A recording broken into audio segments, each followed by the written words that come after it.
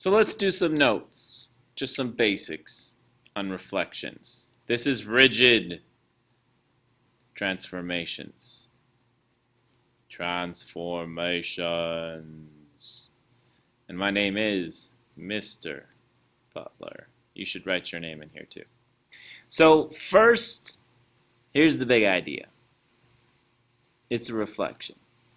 But if you're going to have, so my middle wall would be, it looks like here. So there'd be like a middle wall, something out just a little bit more. Let's line it up so it's perfectly up and down. So there's my middle wall. Then the idea is on one side is the same as the distance on the other side. And hopefully that's true. So right here, going from this point over to this point, we got 2 units on this side, 2 units on this side. And that is true. Same for this one and this one. Same for this one and this one. So it's 3 units and 3 units. And if you were to go to the outer corners, you would always see that. So how is it transformed? It's reflected. Now, we need to be a little more specific. We can't just say it's reflected. We need to say across something. Across, well, what? It looks like across this line in the middle. Well, what do we call that vertical line up and down the middle? That's the y-axis. Excellent. So it's reflected across the y-axis. Now, for it to be reflected across the y-axis, some numbers change. Well, we start out here at -2, 5. So we start from -2, 5 for one point, and that's going to turn into 2, 5. Similarly, let's go to this point. This is at -3, 2. So -3, 2 turns into 3, 2. So what's happening? Well, x changes sign, and y is the same. Cool.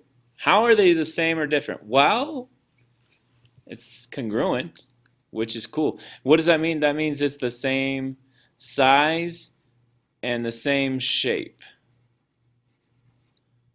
That's what that means. It means that if you were to take like the area of this one and the area of this one, those would be the same. And if you were to take like all the attributes, like it's the same shape, not the same size, but it's the exact same shape. It's just flipped around a little bit. So this is like a flip. We could say it's a flip reflected across the y-axis. All right, let's look at the next one. Similar, but not exactly the same.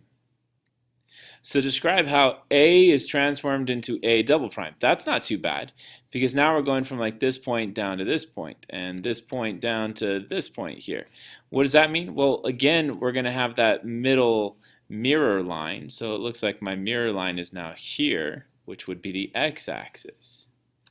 Okay, so if that's my mirror line, that means I should have 2 on this side, 2 on this side. That's the same. How about this one? That's 4 and 4. So that's the same too. So this time we're going to be reflecting again, but not across the y-axis. Now we're going to go across the x-axis.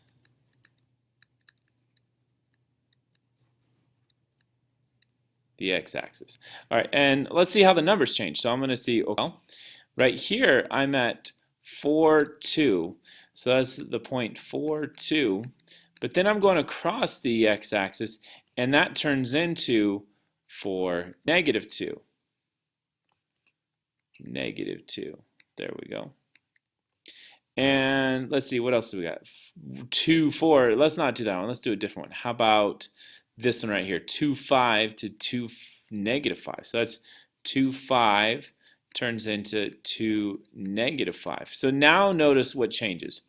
The y changes sign, and the x stays the same. The x is the same. So that's kind of different. So when we go across the y-axis, the x changes sign, the y stays the same. When we go across the x-axis, the y changes sign, and the x stays the same. So what are the key figures? Same as before. There's no difference there. Same as before, except for kind of what we figured out right here, except the change in numbers. So it's the same as before, but change in numbers a little bit different. So describe how A double primed is translated into A triple prime. This one Because when you look at it, you're like, that's not like a diagonal reflection, it's a double reflection. So I'm going to give us kind of an outline here of the piece that's in the middle. Because if you notice, it looks like this is reflected.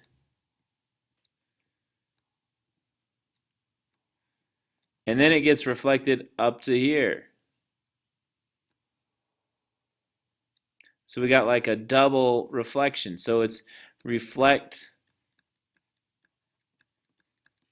across the x, or across the y, and reflect across the x. Now here's the question, which one comes first? It's a trick question. It doesn't matter. It doesn't matter which one comes first, because as long as you do both, we could have gone up here and then over. It wouldn't matter, and then the halfway picture would have looked kind of like this. We could have come up and then over. Would have been the same idea. No matter how we do it, we get there. How are the key features of shapes in figure A prime, A double prime, and A triple prime all alike or different from each other? Okay, it's still congruent. It's still the same shape. That hasn't changed. It's got 4 boxes inside of it made in the shape of an L. Same size, same shape. What else changed? Well, we actually use the same x and y values. It's the same numbers for x, y, except sometimes positive and sometimes negative, depending on which way you reflect. Sometimes positive and sometimes negative.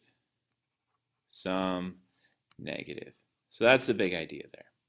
And then the last question that comes after this is going to ask us, well, how do you explain like A triple prime is the same as the original? Well, that's easy. It's kind of like a reflection is a flip. So if you flip one way, then you flip back. Well, that undoes that. And then if you flip this way, but then you flip back, you're just undoing what you did before. No change there. So that's the basic idea there.